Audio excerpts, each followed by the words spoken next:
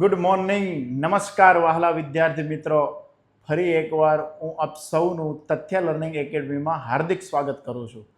મિત્રો, આપણે જોઈ રહ્યા છીએ જીપીએસસી વર્ગ 1 અને 2 અર્થતંત્રની વિશેષ સિરીઝ, જેની અંદર મિત્રો આપણા પ્લેલિસ્ટની અંદર 2 વિડીયો અર્થતંત્રના મુકાઈ ચૂકેલા છે. આજનો છે મિત્રો લેક્ચર નંબર 3. જો આપ આજે પ્રથમવાર અમારો લેક્ચર નિહાળી રહ્યા હોય તો મિત્રો અર્થતંત્ર પ્લેલિસ્ટ એટલે કે ઇકોનોમી પ્લેલિસ્ટની અંદર 2 વિડીયો પહેલાં જોવો, ત્યાર પછી તમે તમામ આઈડિયા લઈને લેક્ચર નંબર 3 નિહાળો. જો મિત્રો તમે લેક્ચર નંબર 1 અને 2ની સારી સમજ લીધી હશે તો લેક્ચર નંબર 3 તમને વધુ ઉપયોગી થશે. અને મિત્રો જો તમે અમારી ચેનલ ઉપર નવા હોય તો આજે જ અમારી ચેનલ સબસ્ક્રાઈબ કરો અને તમે ઉપયોગી થાય તો તમારા મિત્ર વર્તુળને શેર કરો. મિત્રો, આપણે જોઈ રહ્યા છીએ જીપીએસસી, સીસી અને પીએસઆઈની પરીક્ષા માટે ઉપયોગી અર્થતંત્ર 2 દિવસ પહેલા એટલે કે ટૂંક જ સમયની અંદર જીપીએસસી વર્ગ 1 અને 2ની એક્ઝામ લેવાયેલી, જેની અંદર અર્થતંત્રના મિત્રો 30 જેટલા સવાલો પૂછાયેલા છે, જેનું વિગતે સોલ્યુશન પણ આપણે યુટ્યુબ ચેનલમાં મૂકેલું છે. મિત્રો, આપણે જોઈએ છીએ અર્થતંત્રનો lecture number 3, fundamentals of macro economics lecture number 3. 2 lecture જોઈને ત્રીજો લેક્ચર કદાચ તમે નિહાળતા હશો એવી હું આશા રાખી રહ્યો છું. મિત્રો, fundamentals of macro economics lecture number 3ની અંદર આપણે દર લેક્ચરમાં શરૂઆત કરીએ છીએ કોટેશન સાથે.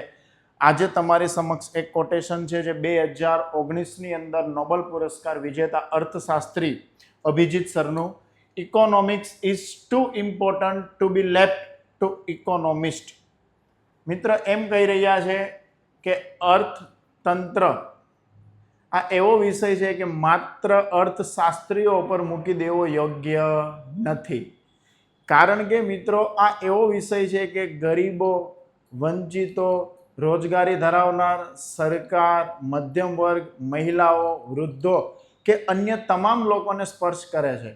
તો મિત્રો અભિજીત સર 2019ની અંદર જે નોબેલ પુરસ્કાર વિજેતા છે તેનું ફેમસ કોટ છે economics is too important to be left to economist. આપણે હવે મિત્રો આગળ શરૂઆત કરવા જઈ રહ્યા છીએ લેક્ચર નંબર 3ની.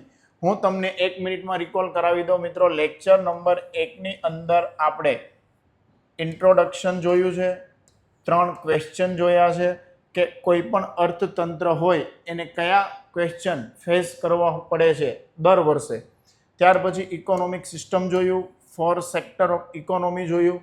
લેક્ચર નંબર 2ની અંદર મિત્રો આપણે નિહાળ્યું ગુડ્સ અને સર્વિસ. અલગ અલગ પ્રકારની વસ્તુ આવે, સેવા આવે, વસ્તુ અને સેવા બનવા માટે અલગ અલગ ફેક્ટર્સ આવે. એ ફેક્ટર બને તો એને પણ બદલામાં કંઈક મળે અને આવી રીતે ધીમે ધીમે અમુક પ્રક્રિયાઓ થાય, જેનો ચિતાર આપણે લેક્ચર નંબર 2ની અંદર મિત્રો નિહાળ્યો. ત્યાર પછી આપણે જોયું types of goods. Types of goods મતલબ ઇન્ટરમીડિયેટ ગુડ્સ, ફાઇનલ ગુડ્સ એટલે કે મધ્યમવર્તી વસ્તુ કોને કહેવાય, અંતિમ વસ્તુ કોને કહેવાય. આ તમામ માહિતી મિત્રો આપણે લેક્ચર નંબર 2ની અંદર નિહાળી. આજે આપણે શરૂઆત કરવા જઈ રહ્યા છીએ મિત્રો લેક્ચર નંબર 3. ફરી એકવાર આપને વિનંતી કરું છું મિત્રો, લેક્ચર નંબર 1 અને 2 નિહાળ્યો હોય તો તમે લેક્ચર નંબર 3 જુઓ, નહીં તો સૌ પ્રથમ લેક્ચર નંબર 1 અને 2ને નિહાળો. તમને આ લેક્ચરમાં પકડ મજબૂત બની જશે. અને મિત્રો મેં તમને પહેલાં પણ કીધું ને ફરીવાર કહું છું, એકવાર મારી નજરે અર્થતંત્ર સબ્જેક્ટ નિહાળો, હર હંમેશ આ સબ્જેક્ટ તમને રમતમાં માર્ક્સ અપાવશે અને મિત્રો તમારી નજર આ સબ્જેક્ટમાં પાવરફુલ બની જશે. તો આપણે વધારે મોડું ન કરતા મિત્રો શરૂઆત કરીએ છીએ આજના લેક્ચર નંબર 3ની. મિત્રો, લાસ્ટ લેક્ચરની અંદર તમે જોયું કે વસ્તુ કોને કહેવાય અને તમે જોયું કે સેવા કોને કહેવાય. તો જે વસ્તુને જોઈ શકો, જેને ટચ કરી શકો, જેને અનુભવી શકો એને વસ્તુ કહેવાય. જેનો ખાલી અનુભવ થાય પરંતુ ટચ ન થાય કે જોઈ ન શકો એને સેવા કહેવાય. ત્યાર પછી વસ્તુની અંદર મિત્રો તમે 2 પ્રકાર જોયા, જેની અંદર તમે જોયું કે એક આવે છે મધ્યમવર્તી વસ્તુ ને અંતિમ વસ્તુ, એક આવે છે મધ્યમવર્તી વસ્તુ અને એક આવે છે અંતિમ વસ્તુ. અંતિમની અંદર પણ મિત્રો 2 પાર્ટ પડે. અંતિમની અંદર કયા કયા 2 પાર્ટ પડે મિત્રો? અંતિમ વસ્તુની અંદર મિત્રો બે પાર્ટ જે પડે છે એમાં પ્રથમ પાર્ટ છે મિત્રો મૂડીગત વસ્તુ અને બીજું આવે છે ઉપભોગ વસ્તુ. ઉપભોગ મતલબ સીધો તમે ઉપયોગ કરી શકો, કન્ઝપ્શન ગુડ્સ કહેવાય છે ને, ઉપભોગ વસ્તુ. તો મિત્રો તમને અહીંયા મેં લખ્યું મૂડીગત. આ મૂડીગત શબ્દનો મતલબ જ થાય મિત્રો કેપિટલ. તો હવે કેપિટલ એટલે શું એની ઝીણવટપૂર્વક માહિતી લેક્ચર નંબર 2 ની અંદર આપેલી છે. મિત્રો કેપિટલ એટલે આપણે એવું સમજ્યા કે જેનું રૂપાંતરણ ન થઈ શકે, જે ઉત્પાદનમાં અને રોજગારીમાં સહાયક હોય અને જે ટકાઉ હોય. તો મિત્રો આ કેપિટલ વસ્તુ, કોઈ પણ વસ્તુ બન્યા પછી અંતિમ તબક્કામાં બને એટલે ત્યાં પણ તમે બે રીતે એને જોઈ શકો છો કે એ જે અંતિમ વસ્તુ છે ફાઇનલ ગુડ્સ, એનો તમે હાઉસહોલ્ડ સેક્ટરમાં ઉપયોગ કરો છો અને 3 શરત ફૂલફિલ નથી થતી, તો મિત્રો એને ઉપભોગ વસ્તુ કહેવાશે. પણ જો મિત્રો એનો ઉપયોગ સીધો કોઈ પ્રાઇવેટ સેક્ટરમાં, ગવર્મેન્ટ સેક્ટરમાં અથવા તો એક્સટર્નલ સેક્ટરમાં થઈ રહ્યો છે તો એને કેપિટલ ગુડ્સ કહેવાય. હું તમને એમ કહેવા માંગુ છું મિત્રો કે કેપિટલ ગુડ્સ, તમે જે જોયું મૂડીગત વસ્તુ,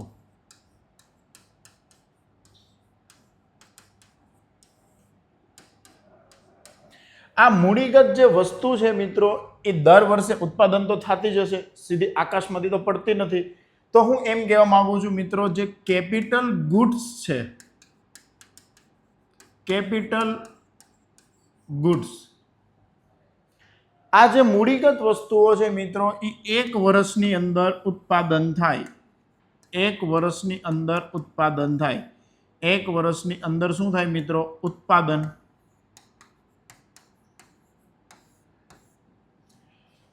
ઉત્પાદન તો વસ્તુનું પણ થાય, સેવાનું પણ થાય. વસ્તુની અંદર પણ 2 પ્રકારનું ઉત્પાદન થાય.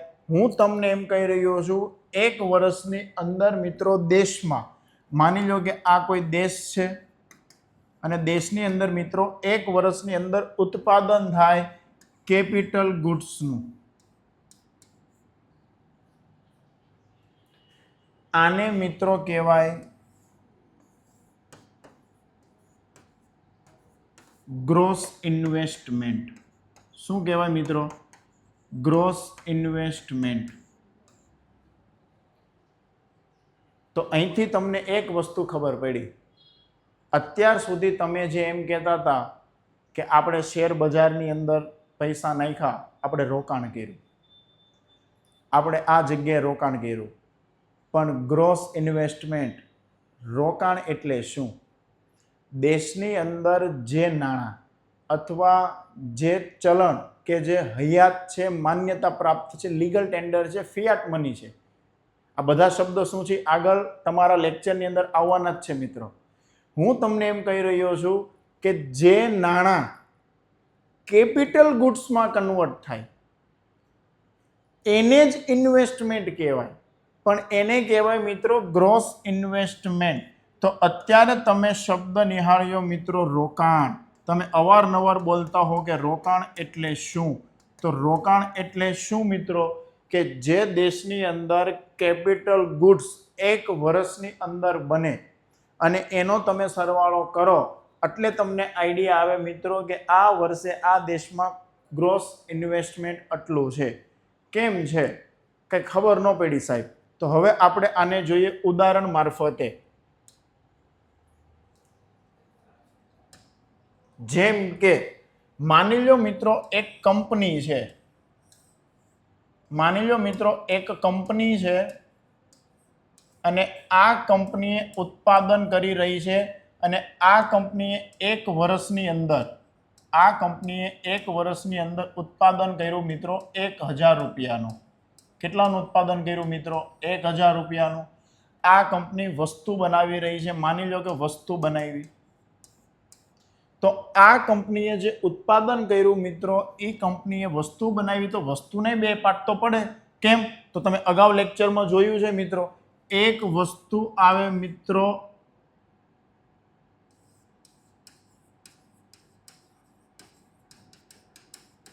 કન્ઝપ્શન ગુડ્સ, એટલે કે ઉપભોગ વસ્તુ, ઉપભોગ વસ્તુ અને એક આવે મિત્રો કેપિટલ ગુડ્સ, એટલે કે મૂડીગત વસ્તુ.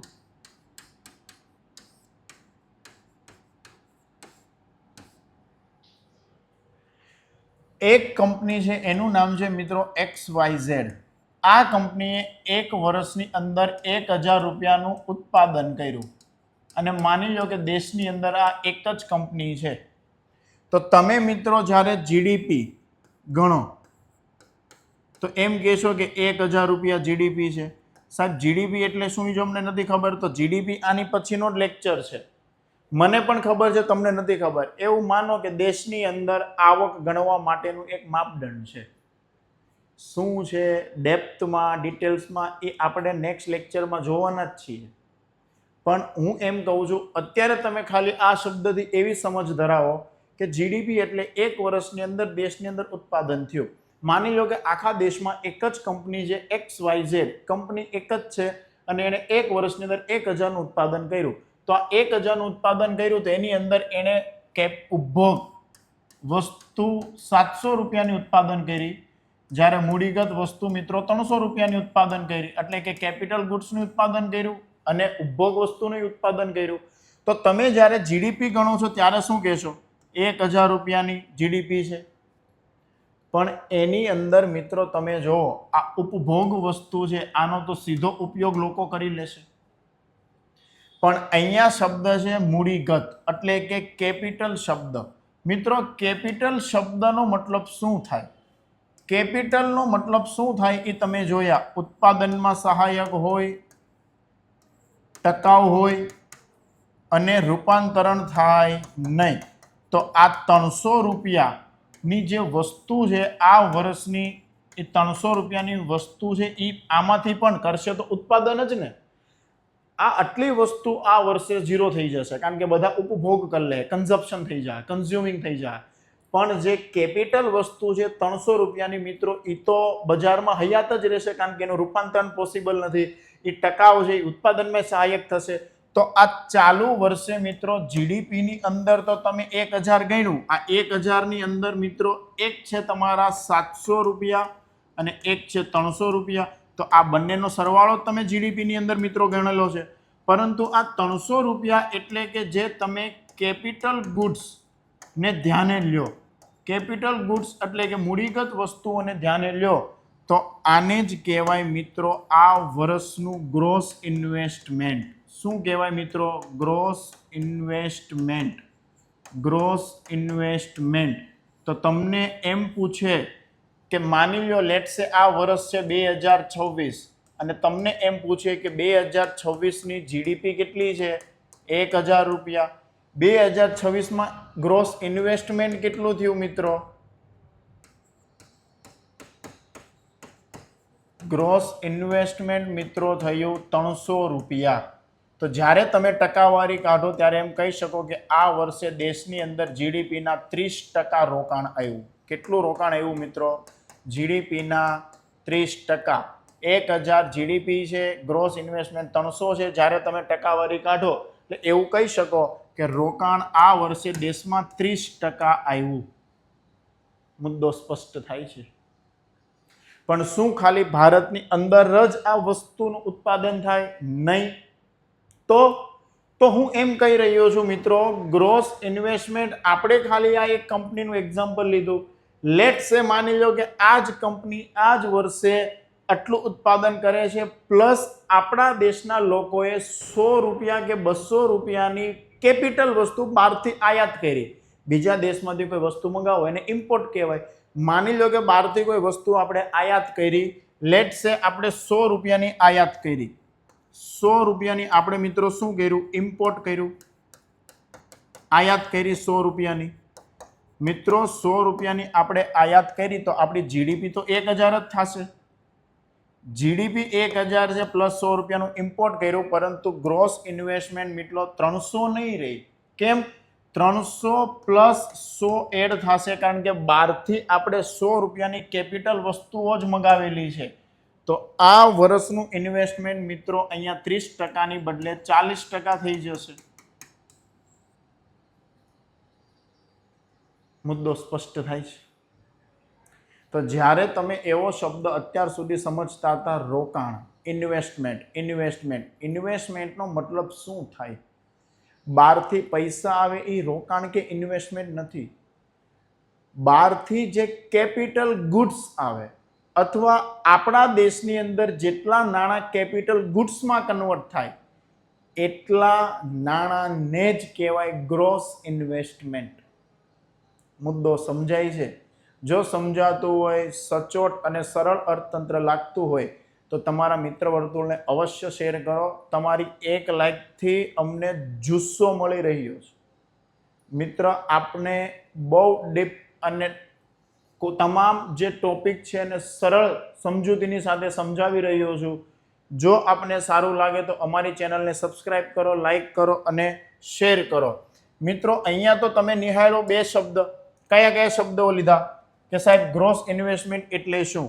હવે હું તમને એમ કહી રહ્યો છું મિત્રો, એક સવાલ કે જે અવારનવાર ક્લાસ 3 ની એક્ઝામ હોય કે 1-2 ની એક્ઝામ હોય અથવા ગમે ત્યાં તમે આવો શબ્દ સાંભળ્યો હશે, ઘસારો. અને બુકની અંદર વાંચો તો તમને અમુક ફેક્ટ મળી જાય. જેમ કે એમાંથી હું તમને લખી નાખું કે ઘસારો કોણ નક્કી કરે? આપણા દેશમાં મિત્રો ઘસારો નક્કી કરે છે વાણિજ્ય અને ઉદ્યોગ મંત્રાલય. કયું મંત્રાલય નક્કી કરે મિત્રો? વાણિજ્ય અને ઉદ્યોગ મંત્રાલય. વાણિજ્ય અને ઉદ્યોગ મંત્રાલય. અને આવો જ ઘસારો દરેક દેશમાં પોતપોતાના મંત્રાલયો નક્કી કરતા હોય. યાદ રહે, ઘસારો મિત્રો દેશે દેશે અલગ હોય. દેશે દેશે કેવો હોય? અલગ હોય. પણ સાહેબ આ ઘસારો છે શું? ઘસારો એટલે શું? હું એમ કહેવા જઈ રહ્યો છું મિત્રો, જે કોઈ પણ મૂડીગત વસ્તુઓ હોય, મૂડીગત એટલે કે કેપિટલ,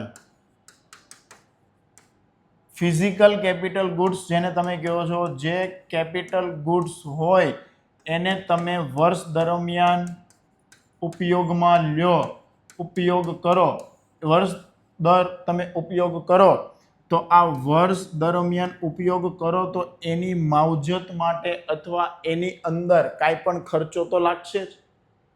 તો એ ખર્ચો જે આવે છે ને એને જ મિત્રો ઘસારો કહેવાય. શું કહેવાય? ઘસારો.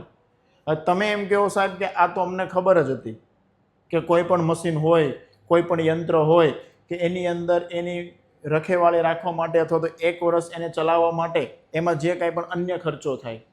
પણ તમે હજી કોન્સેપ્ટ ક્લિયર નથી. હું એમ કહેવા માંગુ છું મિત્રો, માની લો કે એક ટ્રેક્ટર છે અને આ ટ્રેક્ટર આવેલું છે 10 લાખ રૂપિયાનું અને કંપનીવાળા એમ કહે કે આ ટ્રેક્ટર મિત્રો 10 વર્ષ ચાલશે. કેટલું ચાલશે? 10 વર્ષ. તો શું આ ટ્રેક્ટર 10 વર્ષ જ ચાલશે? નહીં. આ ટ્રેક્ટર 11, 12, 15, 20, 25 વર્ષ ચાલી શકે, જેવી તમારી ટ્રેક્ટર પ્રત્યે કાળજી. પણ કંપનીવાળા એમ કહે છે મિત્રો કે 10 વર્ષની અમે ગેરંટી અને વોરંટી આપી રહ્યા છીએ. એનો મતલબ એવો થયો કે આ ટ્રેક્ટર 1 વર્ષે 1 લાખનો ઘસારો ધરાવે છે. કેમ? કારણ કે 10 લાખનું મિત્રો ટ્રેક્ટર છે, 10 વર્ષ ચાલે તો 1 વર્ષે 1 લાખનો ઘસારો લાગે. જેમ કે માની લો કે હું એક ખેડૂત છું મિત્રો, અને ખેડૂત તરીકે મેં આ વર્ષે 2026માં 10 લાખના ઘઉંનું ઉત્પાદન કર્યું. મેં 10 લાખના ઘઉંનું શું કર્યું મિત્રો? ઉત્પાદન. અને મેં એક ટ્રેક્ટર લીધું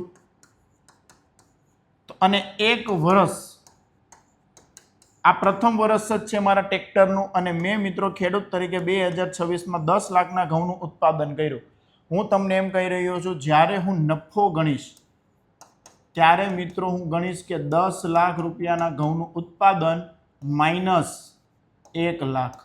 કેમ સાહેબ 1 લાખ? કારણ કે આ ટ્રેક્ટર 1 વર્ષ થયું, દર વર્ષે એનો 1 લાખ ઘસારો મૂકી દેવાનો, કારણ કે એ ટ્રેક્ટરનો ઉપયોગ કર્યો એટલે હવે એ ટ્રેક્ટર 1 વર્ષ ઓછું ભવિષ્યમાં ઉપયોગ થશે.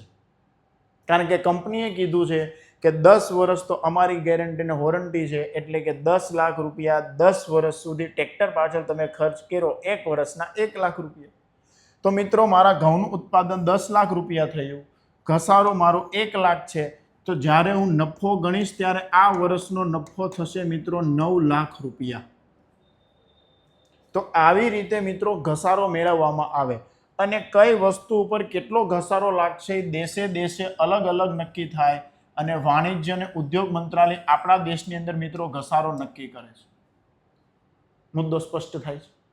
હું મિત્રો તમને એમ કહેવા માંગુ છું કે સાહેબ આ તમે અમને અત્યારે શું કામ સમજાવો છો? આ તો બધું જીડીપી ના ચેપ્ટરમાં આવે નહીં. આ બધું ફંડામેન્ટલ ઓફ મેક્રો ઇકોનોમિક્સ છે. જ્યારે આની સચોટ સમજૂતી તમારી પાસે આવશે ત્યારે તમે મારી નજરે એકવાર જીડીપી જોજો, જીએનપી જોજો, એનડીપી જોજો, માથાદીઠ આવક જોજો, પર કેપિટા ઇન્કમની સાથે સાથે આપણે પોટેન્શિયલ ઓફ જીડીપી ની બધી વસ્તુ નિહાળીશું. તમને આ સબ્જેક્ટમાં પાવરફુલ નજર બની જશે અને એ જવાબદારી મારી છે.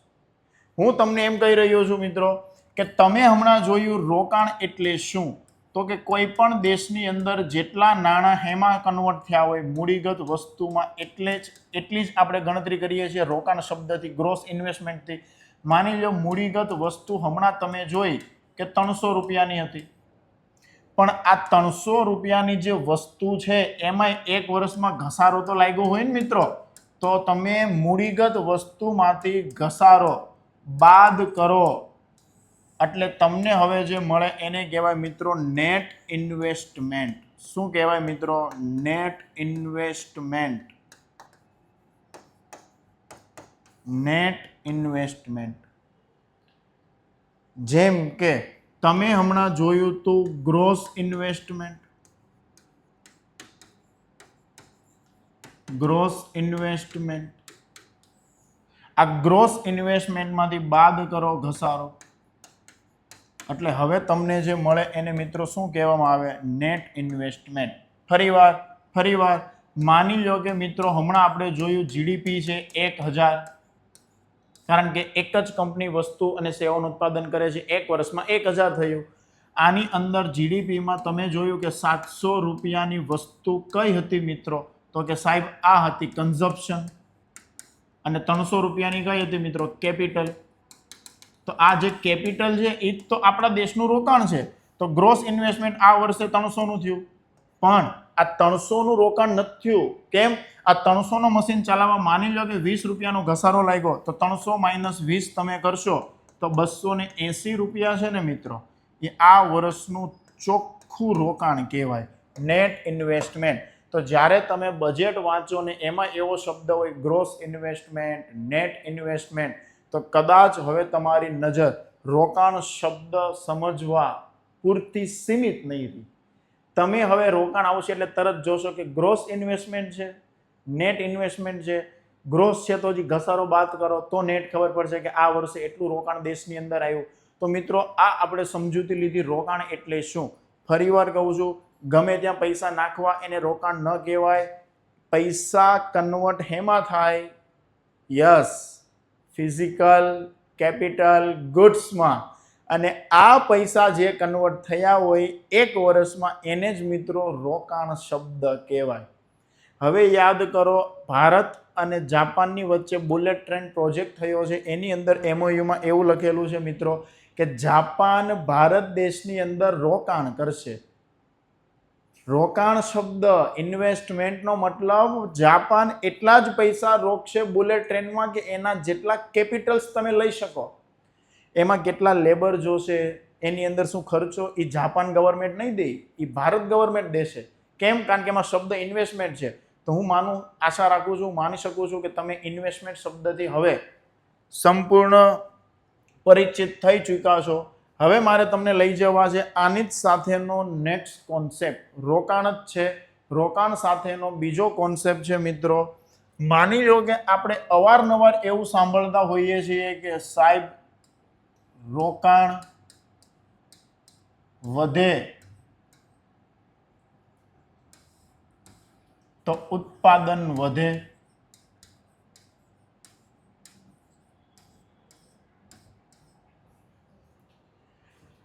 રોકાણ ઘટે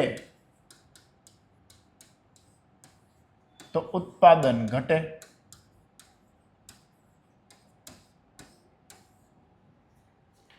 તમે અવારનવાર એવું સાંભળ્યું હશે કે દેશની અંદર રોકાણ આવે તો ઉત્પાદન વધે, ઉત્પાદન વધે તો રોજગારી વધે, રોકાણ ઘટે તો ઉત્પાદન ઘટે, રોજગારી ઘટે. આવા તમામ શબ્દોથી તમે પરિચિત હશો. લેટ્સ સે આપણે જોઈએ, જેમ કે માની લો કે એક કંપની છે અને આ કંપની છે મિત્રો વર્ષ 2020માં, અને આ કંપનીની વેલ્યુએશન થાય છે મિત્રો 10,000 રૂપિયા. કેટલી વેલ્યુએશન થાય છે મિત્રો? 10,000 રૂપિયા. જો આ કંપનીનો માલિક ઈચ્છે કે ભાઈ આ કંપની મારે નથી ચલાવવી, મારે વેચી દેવી છે, તો એ બજારમાં જાય તો મિત્રો એની વેલ્યુએશન થાય છે 10,000 રૂપિયા. અને આ માલિક એવું વિચારે છે કે અત્યારે 2020 ચાલી રહ્યું છે, ખાલી 10,000 રૂપિયા આવે છે તો વેચવાનો કોઈ મતલબ નથી. માની લો કે એ માલિક 1 વર્ષ કંપનીને ચલાવે છે. આ 1 વર્ષ કંપનીને ચલાવે છે અને આ જ કંપની પહોંચે છે 2021માં. ક્યાં પહોંચે છે? 2021માં. તો હવે આ માલિક જોશે કે ભાઈ 2020 થી 21માં આ કંપનીએ શું કર્યું. માની લો કે આ કંપનીએ વસ્તુનું ઉત્પાદન કર્યું છે, જેમ કે આ કંપનીએ 500 રૂપિયાની કન્ઝપ્શન્સ વસ્તુ બનાવી અને 500 રૂપિયાની મિત્રો કેપિટલ વસ્તુ બનાવી. 500 રૂપિયાની કન્ઝપ્શન વસ્તુ બનાવી તો 500 રૂપિયાની કેપિટલ વસ્તુ બનાવી. પરંતુ મિત્રો આ કેપિટલ વસ્તુ માની લો કે નથી બનાવતો, અથવા તો એને જેટલું ઉત્પાદન કર્યું એમાંથી અમુક ભાગનું પૈસા આવ્યા, એમાંથી એને કેપિટલ વસાઈ લીધી. તો આ 500 રૂપિયાની જે વસ્તુ છે એ તો સીધી ઉપભોગ થઈ જશે. આ તો સીધી ઉપભોગ થઈ જશે, કારણ કે સીધો ઉપયોગ છે. કોને કહેવાય કન્ઝપ્શન ગુડ્સ? એ ન ખબર હોય તો લેક્ચર નંબર 2 માં આપેલું જ છે મિત્રો. જેનો વ્યક્તિ સીધો ઉપયોગ કરી શકે એને શું કહેવાય? Consumption goods. પણ આ 500 રૂપિયાની જે કેપિટલ છે આ વર્ષે કંપનીએ ઉત્પાદન કરી અથવા વસાવી, એ તો કંપનીમાં એડ થઈ ને. તો અહીંયા મિત્રો કંપનીની વેલ્યુએશન હતી 10,000 રૂપિયા. 2021ની અંદર તમે પહોંચો છો અને ત્યારે કંપનીનો માલિક એવું ઈચ્છે કે મારે કંપની વેચવી છે, તો કદાચ આના 10,500 અથવા 10,500 થી વધુ જ પૈસા આવશે. કેમ? જો 2020ની અંદર કંપનીની વેલ્યુએશન 10,000 હતી તો 2021માં કંપનીની વેલ્યુએશન 10,500 થશે જ. 500 એટલે થશે 1 વર્ષમાં એ કંપનીએ કેપિટલ ગુડ્સ કેટલા વસાવ્યા? 500ના. અથવા તો એવું સમજો કે આ કંપની ઉત્પાદન કર્યું, એની અંદર 500નું કન્ઝપ્શન હતું, જે તો સીધું જતું રહ્યું. પણ 500 એને કેપિટલ, 500 રૂપિયાનું એને કેપિટલ ગુડ્સ વસાવ્યા, એ 500 થી કંપનીમાં એડ થયેલા છે ને. તો હવે નેક્સ્ટ વર્ષે આ કંપનીનું મૂલ્ય કેટલું થઈ જશે મિત્રો? 10,500. હજી એ કંપનીનો માલિક વિચારે છે કે મારે નથી વેચવી. માની લો કે આ કંપનીએ ફરીવાર ઉત્પાદન કરવાનું ચાલુ કર્યું અને આ ઉત્પાદન મિત્રો થયું 600 રૂપિયાનું ઉપભોગ વસ્તુનું, એટલે કે કન્ઝપ્શન વસ્તુનું, અને 500 રૂપિયાનું ઉત્પાદન કર્યું મિત્રો મૂડીગત વસ્તુનું, કેપિટલ વસ્તુનું. કેમ સાહેબ 600 ને 500 થઈ ગયા? અહીંયા 500 ને 500 હતા. જો મિત્રો 10,000ની કંપનીએ 1,000નું ઉત્પાદન કરતી હોય તો 10,500ની કંપની આની કરતા તો વધુ જ કરે ને. તો 10,500ની કંપની માની લો કે 1,100 રૂપિયાનું ઉત્પાદન કરે છે. 10,000ની કંપની 1,000નું ઉત્પાદન કરે છે, 10,500ની કંપની 1,100નું ઉત્પાદન કરે છે. કારણ કે જેમ એની અંદર કેપિટલ વધી એમ ઉત્પાદન વધ્યું. હવે મિત્રો માની લો કે આ તો સીધું ઉપભોગ, સીધો ઉપયોગ થઈ જશે, પરંતુ આ કેપિટલ તો એ કંપનીમાં એડ થઈ. આ કેપિટલ તો કંપનીમાં એડ થઈ. એ માલિક આગળ વધે છે અને માની લો કે 1 વર્ષ આવ્યું 2023 અને કંપનીનો માલિક ઈચ્છે છે કે હું વેલ્યુએશન બજારમાં કરાવું. કેટલાની કંપની જાય છે?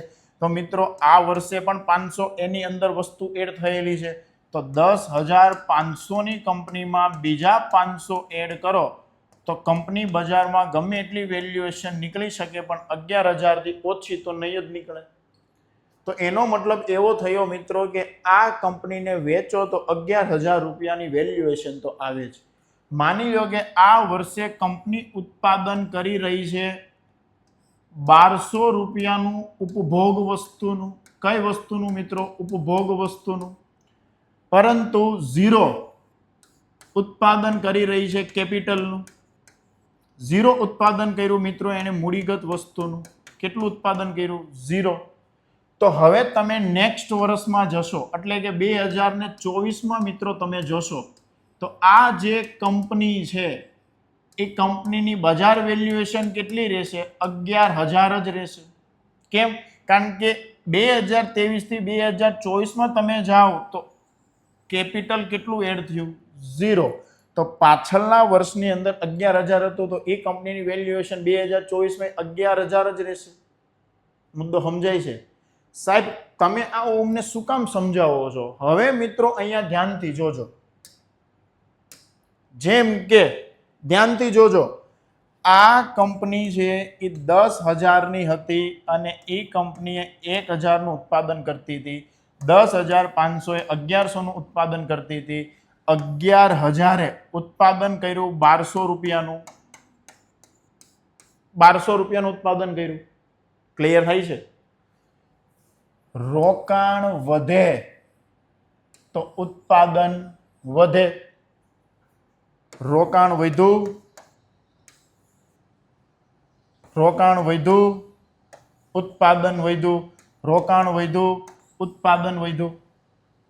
તો પહેલું સ્ટેટમેન્ટ તો કરેક્ટ છે કે ભાઈ 11,000 માંથી 10,000 માંથી 10,500 થયા તો ઉત્પાદન 1,000 માંથી 1,100 થયું. રોકાણ 10,500 માંથી 11,000 થયું તો ઉત્પાદન 1,100 માંથી 1,200 થયું.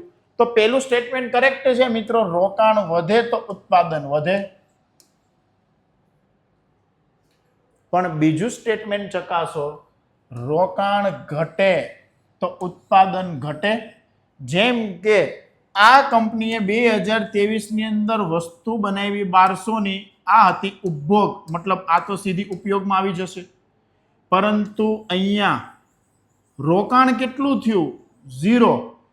0 થયું તો શું આ કંપની હવે પછીના વર્ષે 500-600 નું બનાવશે? નહીં સાહેબ. છેલ્લે 11,000નું રોકાણ હતું તો અત્યારે આ કંપનીમાં 11,000નું જ છે, કારણ કે એક વર્ષમાં કોઈ કેપિટલ એડ થયેલી નથી.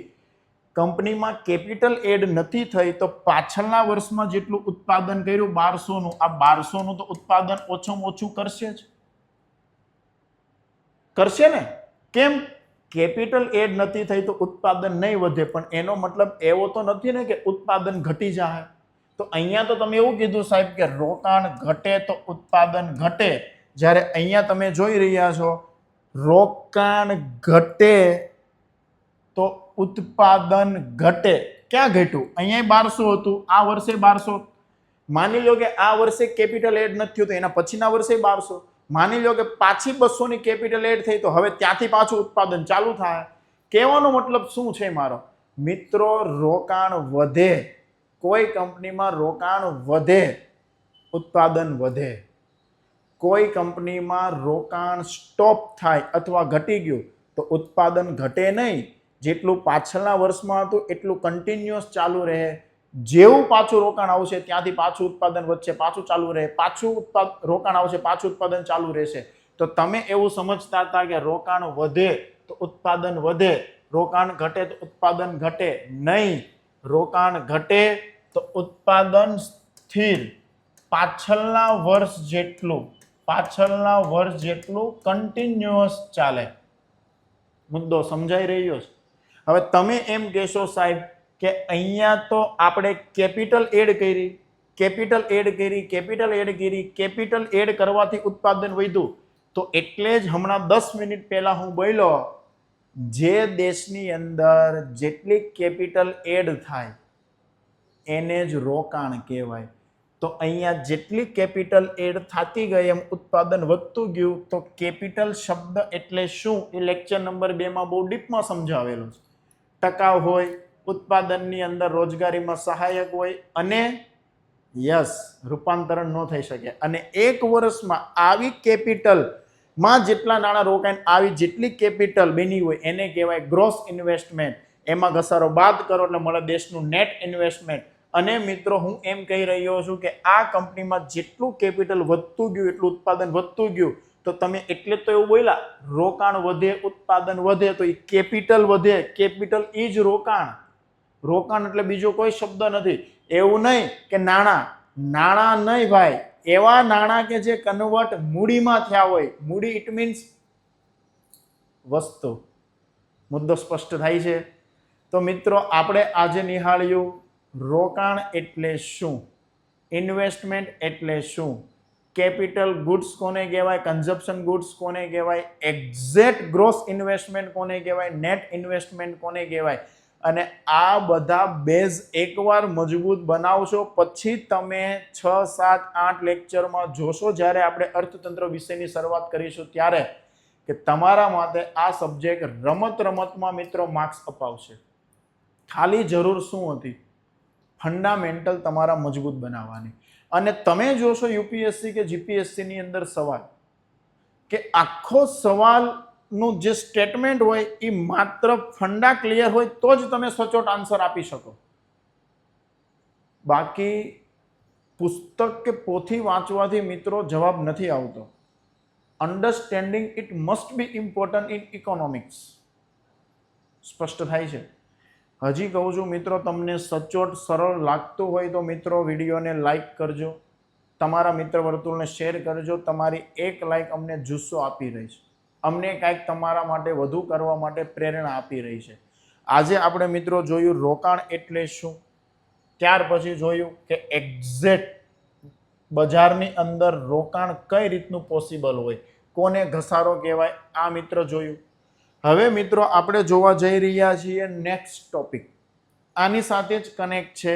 જેમ કે તમે બીજા લેક્ચરની અંદર જોયું, પ્રથમ લેક્ચરમાં જોયું, બીજા લેક્ચરમાં જોયું કે આપણી પાસે 4 સેક્ટર છે. એક સેક્ટર છે મિત્રો ગવર્મેન્ટ સેક્ટર, એક સેક્ટર છે પ્રાઇવેટ સેક્ટર, એક સેક્ટર છે મિત્રો હાઉસહોલ્ડ સેક્ટર અને એક સેક્ટર છે મિત્રો એક્સટર્નલ સેક્ટર. કયું સેક્ટર?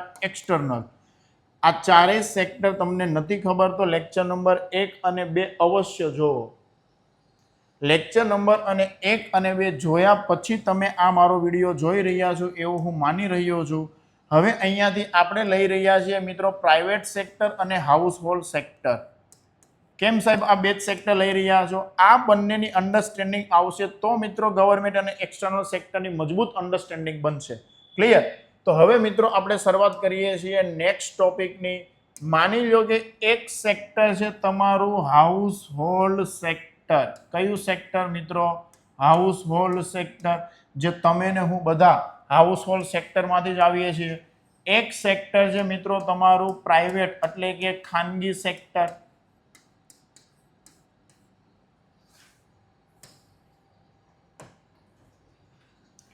હાઉસહોલ્ડ સેક્ટરમાંથી દરેક માણસ સવારના પોરમાં નીકળે, કાં તો શ્રમ કરવા નીકળે અને કાં તો ધંધો કરવા નીકળે. તો એને કહેવાય આયોજક અથવા નિયોજક. શું કહેવાય મિત્રો? આયોજક અથવા નિયોજક.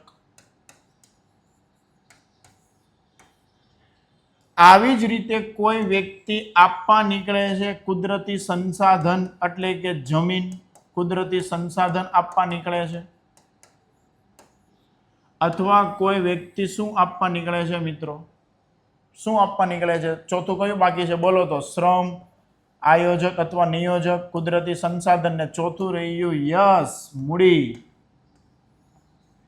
હાઉસહોલ્ડ સેક્ટરમાંથી આ 4 વસ્તુઓ આવી રહી છે અને ભેગી થાય છે. આ 4 વસ્તુઓ ખાનગી સેક્ટરમાં. ક્યાં ભેગી થાય છે મિત્રો? ખાનગી સેક્ટરમાં. એટલે અહીંયા એન્ટરપ્રિન્યોર હોય, અહીંયા લેબર હોય, અહીંયા કેપિટલ હોય અને અહીંયા ચોથું શું હોય? ચાલો બોલો. શું હોય? એન્ટરપ્રિન્યોર હોય, લેબર હોય, કેપિટલ હોય અને યસ નેચરલ રિસોર્સિસ હોય. હવે માની લો કે આ કંપનીએ ઉત્પાદન કર્યું મિત્રો એક બોલપેનનું. શેનું ઉત્પાદન કર્યું મિત્રો? એક બોલપેનનું. અને આની કિંમત છે માની લો 100 રૂપિયા. આ 100 રૂપિયાની બોલપેન છે અને આ કિંમત છે 100 રૂપિયા. તો આ બોલપેનને ખરીદવા પણ મિત્રો કોણ આવે છે? હાઉસહોલ્ડ સેક્ટરનો વ્યક્તિ આવે છે. હાઉસહોલ્ડ એટલે કોણ? કે જે ઘરની અંદર કોમન કિચન હોય, જ્યાં તમે ને હું રહીએ છીએ, આજીવન તમે ને હું હાઉસહોલ્ડ સેક્ટરમાં છીએ. તો મિત્રો આ 141 કરોડ આપણા દેશમાં જે લોકો છે એ બધા હાઉસહોલ્ડ સેક્ટરમાં આવે. તો જે વસ્તુ બનાવે છે 100 રૂપિયાની એ ખરીદવા પણ ક્યાંથી આવે છે મિત્રો? હાઉસહોલ્ડ સેક્ટરમાંથી આવે છે. આ હાઉસહોલ્ડ સેક્ટરમાં માની લો અહીંથી 100 રૂપિયા આવ્યા, આ 100 રૂપિયા અહીંયા આવ્યા, તો આ 100 રૂપિયામાંથી મિત્રો 4 ભાગ પડે. કેટલા ભાગ પડે? 4. કઈ રીતે? ધારો કે કેપિટલ હોય તો કેપિટલ વાળો તરત કહેશે કે મને વ્યાજ આપો, શ્રમ વાળો તરત કહેશે કે મને પગાર આપો, અને નિયોજક કહેશે કે ભાઈ મને નફો આપો, અને કુદરતી સંસાધન વાળો કહેશે કે ભાઈ મારી જમીન હતી, મારું મકાન હતું, મને ભાડું આપો. તો હવે અહીંયા 100 રૂપિયા એવા વસ્તુ વેચાણી એટલે હવે આના ભાગ પડશે જેવા નક્કી થયા હોય એ મુજબ. માની લો કે આનું વ્યાજ છે 10 રૂપિયા, કુદરતી સંસાધન વાળાનું ભાડું છે 10 રૂપિયા, શ્રમ કે જે પગાર છે એનો 20 રૂપિયા, તો 40 રૂપિયા જતા રહ્યા, બચ્યા કેટલા? 60 રૂપિયા. તો 60 રૂપિયા એનો માલિક નફો લઈને જતો રહે. તો સાંજ પડે જ્યારે માણસ સવારે નીકળો તો સાંજ પડે પાછો આવશે તો એકની પાસે કેટલા રૂપિયા હશે? 60 રૂપિયા, એકની પાસે 20 રૂપિયા, એકની પાસે 10, એકની પાસે 10. તો સવારે અહીંથી જ મિત્રો 100 રૂપિયા ગયા, એ 100 રૂપિયા અહીંયા આવ્યા, ત્યાર પછી ભાગ પડ્યા અને પાછા અહીંયા આવ્યા. આને કહેવાય મિત્રો આવકનો ચક્રીય પ્રવાહ. શું કહેવાય મિત્રો? આવકનો ચક્રીય પ્રવાહ. શું કહેવાય? આવકનો ચક્રીય પ્રવાહ. અને આવી રીતે આવક ચાલતી હોય, આવકનો ચક્રીય પ્રવાહ. હવે માની લો કે આ જે એન્ટરપ્રિન્યોર છે, માલિક, એ હું જ છું, અને મેં અહીંથી 60 રૂપિયા મારી ઘરે મૂકી દીધા સેવિંગ એટલે કે બચત કરવા માટે. મેં મારી ઘરે 60 રૂપિયા બચત કરવા માટે મૂકી દીધા. હવે આ કંપની છે અથવા કોઈ બીજી કંપની આવી જ રીતે કોઈ વસ્તુ બનાવીને લાવે છે 200 રૂપિયાની, પણ આ 200 રૂપિયાની વસ્તુ લેવા કોણ આવશે? હાઉસહોલ્ડ સેક્ટરમાંથી. પણ કોઈ લેવા જ નહીં આવે. કેમ? કારણ કે જેની પાસે વધુ પૈસા હતા એને તો બચત કરી લીધી, અને જેની પાસે ઓછા પૈસા છે 200 રૂપિયાની વસ્તુ લેશે જ નહીં. એટલે ફરીવાર આ વસ્તુ કંપનીની વેચાશે નહીં. એટલે કંપની એનો પ્રોફિટ બનાવી રાખવા માટે પાછી વસ્તુ લઈને આવશે 50 રૂપિયાની, તો હજી કોઈ નહીં લે. કંપની લઈને આવશે 10 રૂપિયાની, તો હવે કદાચ લોકો લઈ લેશે. 10 રૂપિયાની વસ્તુ ચાલશે તો અહીંયા 10 રૂપિયા આવશે, તો અહીંયા 10 રૂપિયાના ભાગ પણ એવા પડશે. કોઈની ઘરે 2 રૂપિયા, કોઈની ઘરે 2 રૂપિયા, કોઈની ઘરે 1 રૂપિયો, અને વેપારીની ઘરે 5 રૂપિયા. મોરલ ઓફ ધ સ્ટોરી: જો બજારમાં વધુ કિંમતની વસ્તુ વેચાય તો લોકોની ઘરે વધુ પૈસા આવે, લોકોનું જીવન ધોરણ સુધરે. વધુ કિંમતની વસ્તુ વેચાય તો બજારનો વ્યાપ વધે. ઓછી કિંમતની વસ્તુ વેચાશે તો ઓછા પૈસાનો ભાગ પડે, અને આ ઓછા પૈસા બધા લોકો પાસે ઓછા આવે અને જીવન ધોરણ ઘટે, તકની સમાનતા ઘટે. તો તમને એમ લાગે કે સાહેબ આ બચત કરવી ખોટી? નહીં. બચત આ મેં મારી ઘરે કરી હતી, આની જ બદલે મિત્રો સરકાર મને એમ કે ભાઈ તું આ બચત છે એ બેંકમાં કર. ધારો કે મેં આ 60 રૂપિયા બેંકમાં મૂકી દીધા, તો બેંક મને વ્યાજ આપશે. મારી ઘરે પૈસા આમ જ પડ્યા તો આ પૈસા ડબલ થવાના નથી. પણ આ 60 રૂપિયા મેં બેંકમાં મૂક્યા તો મને વ્યાજ આવશે. આ જ 60 રૂપિયા બેંક વાળો જે વ્યાજ તમને આપી રહ્યા છે, આ બેંક વાળા કોને આપશે? પ્રાઇવેટ સેક્ટરને. અને એ આપશે મિત્રો લોન. શું આપશે મિત્રો? લોન. આ પ્રાઇવેટ સેક્ટરની પાસે નાણાં આવશે મિત્રો, એટલે આ પ્રાઇવેટ સેક્ટર શું કરશે? નવા કેપિટલ વસાવશે. કે દરેક પ્રાઇવેટ સેક્ટર એની પાસે માથે થઈ ગયું હોય અથવા તો લેણું થઈ ગયું હોય એટલે જ લોન નથી લેતા. કોઈ પણ કંપની લોન ક્યારે લે? એની કંપનીનો વિસ્તાર કરવા, ઉત્પાદન વધારવા. યાદ રહે. હવે ફરીવાર હું જે સ્ટેટમેન્ટ બોલું છું એ, મેં મારા પૈસા ઘરે રાખવાની બદલે બેંકમાં રાખ્યા તો એ પૈસા કન્વર્ટ લોનમાં થયા, મને ફાયદો, વ્યાજ મળશે. બેંકના પૈસા કોઈ કંપનીમાં ગયા, કંપનીનો વિસ્તાર થાય. કંપનીનો વિસ્તાર થાય ક્યારે? જ્યારે એ નાણાં લેશે. તો આ મારા નાણાં કન્વર્ટ શેમાં થયા? કેપિટલમાં. તો એ જ તો મેં તમને કીધું જે નાણાં કેપિટલમાં કન્વર્ટ થાય એને મિત્રો રોકાણ કહેવાય. શું કહેવાય? રોકાણ. તો આજ તો આપણે ભણ્યા ગ્રોસ ઇન્વેસ્ટમેન્ટ. શું કહેવાય મિત્રો? Gross investment. કોને મિત્રો રોકાણ કહેવાય? જે નાણાં કન્વર્ટ કેપિટલમાં થાય, આ નાણાં આમાં કન્વર્ટ થયા અને હવે એ કંપનીની અંદર કેપિટલ વધી. તો યાદ કરો 10 મિનિટ પહેલાનું, જે કંપનીમાં કેપિટલ વધે એમાં મિત્રો ઉત્પાદન વધે. અહીંયા ઉત્પાદન વધશે એટલે આ કંપની 10 રૂપિયાની બોલ પેન હવે કેટલામાં વેચશે? 5 રૂપિયામાં. કેમ? વધુ ઉત્પાદન થાય છે, વધુ મશીનરીથી, એટલે ઉત્પાદન સસ્તું બનશે. અને અહીંયા ઉત્પાદન સસ્તું બનશે એટલે વધુ વેચાશે. વધુ મિત્રો વેચાશે એટલે વધુ પૈસા આવશે અને વધુ લોકોની ઘરે જશે. તો આ વધુ ઘરે જશે તો અહીંયા લોકોનું જીવન ધોરણ મિત્રો સુધરશે. તો આ બધી વસ્તુ પોસિબલ ક્યારે બને? જો બજારમાં રહેલા નાણાં બચત થાય અને આ બચત મિત્રો બેંક થ્રુ કેપિટલમાં કન્વર્ટ થાય, એને રોકાણ કહેવાય. અને આવી રીતે કન્ટિન્યુઅસ તમામ નાણાં કોઈ જગ્યાએ સ્ટોર થવાને બદલે બેંકમાં આવે તો આ બજારનો વ્યાપ વધે, લોકોનું જીવન ધોરણ સુધરે, કાર્યશીલ મૂડી બજારમાં આવે. પાક્કું ને? હવે યાદ કરો, વર્ષ 2014 આપણા લોકલાડીલા યશસ્વી માનનીય વડાપ્રધાન શ્રીએ શું કીધું? આવો બેંક ખાતું ખોલાવો, બેંક આપકે દ્વાર, પ્રધાનમંત્રી જનધન ખાતું. પ્રધાનમંત્રી જનધન ખાતામાં એક વ્યક્તિ 1 રૂપિયો મૂકશે તો 141 કરોડ વસ્તીનો પૈસો કેટલો થશે? 141 કરોડ. માની લો કે કોઈએ 100 રૂપિયા મૂક્યા તો બેંકમાં 1,41 કરોડ આવશે. આ બધા પૈસા અહીંયા જશે, જે બજારમાં જાહે. ઉત્પાદન વધુ થશે, ઉત્પાદન સસ્તું થશે, લોકોના જીવન ધોરણે સુધરશે, રોજગારી પણ વધશે. પ્રધાનમંત્રી જનધન યોજનાથી બેન્કિંગ પ્રવૃત્તિનો વ્યાપ પણ વધશે, ડિજિટલ ગવર્નન્સ પણ આવશે અને આવી રીતે આપણું અર્થતંત્ર મજબૂત બનશે. આ વિઝન સાથે પ્રધાનમંત્રી જનધન યોજનાની શરૂઆત થઈ હતી. એના માટે પાયાનો પિલર આ હતો, રોકાણ. કે રોકાણ જરૂરી છે. સર્ક્યુલર ફ્લો ઓફ ઇન્કમ, કે આ તમે જોયો આવકનો ચક્રીય પ્રવાહ. આને શું કહેવાય મિત્રો? આવકનો ચક્રીય પ્રવાહ. તો આજે તમને કદાચ ખબર પડી હશે કે પ્રધાનમંત્રી જનધન યોજના શું છે. એના બહુ બધા બેનિફિટ્સ છે, પણ એમાંથી મુખ્ય બેનિફિટ્સ મિત્ર આ છે. અને હવે યાદ કરો કે આપણા પ્રધાનમંત્રી શ્રીએ કીધું છે $5 ટ્રિલિયન ઇકોનોમી, $7 ટ્રિલિયન ઇકોનોમી મારું લક્ષ્ય છે, દેશનું લક્ષ્ય છે. તો આ લક્ષ્ય આ રીતે પાર પડવાનું છે કે જેટલા પૈસા આવ્યા એ પૈસા બેંકમાં જાય, એ પૈસા કન્વર્ટ લોનમાં થાય અને આવી રીતે કંપનીનો ગ્રોથ થાય.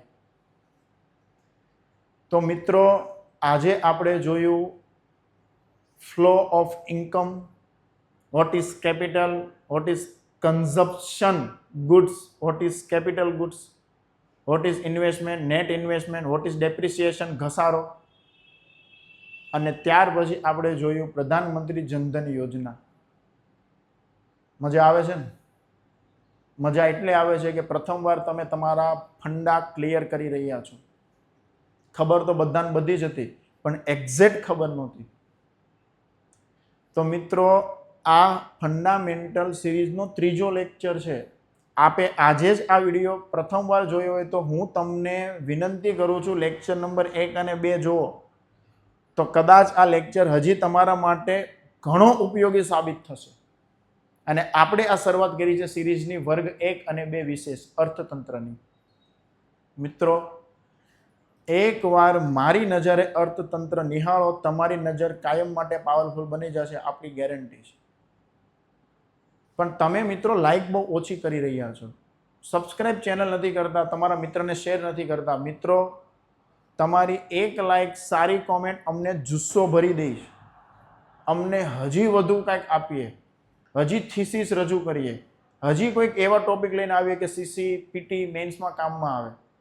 પણ મિત્રો તમે દાતારી અપનાવો, દિલ ખોલીને લાઈક કરો, શેર કરો, સબસ્ક્રાઇબ કરો.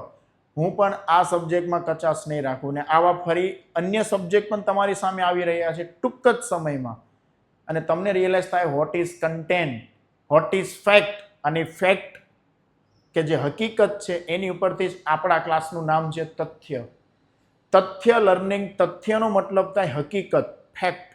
છોકરાને જરૂર છે ફેક્ટની.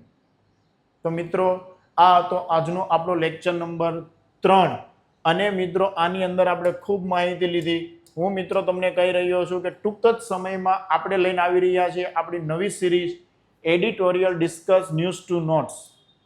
PIB, Divya Bhaskar, Indian Express, Hindu editorial અથવા તો અન્ય કોઈ પણ સમાચારના ઉપયોગી લેખો કે જે તમને ઉપયોગી થાય મેન્સ પ્રસ્પેક્ટથી, પીટી પ્રસ્પેક્ટથી, કરંટ અફેર પ્રસ્પેક્ટથી.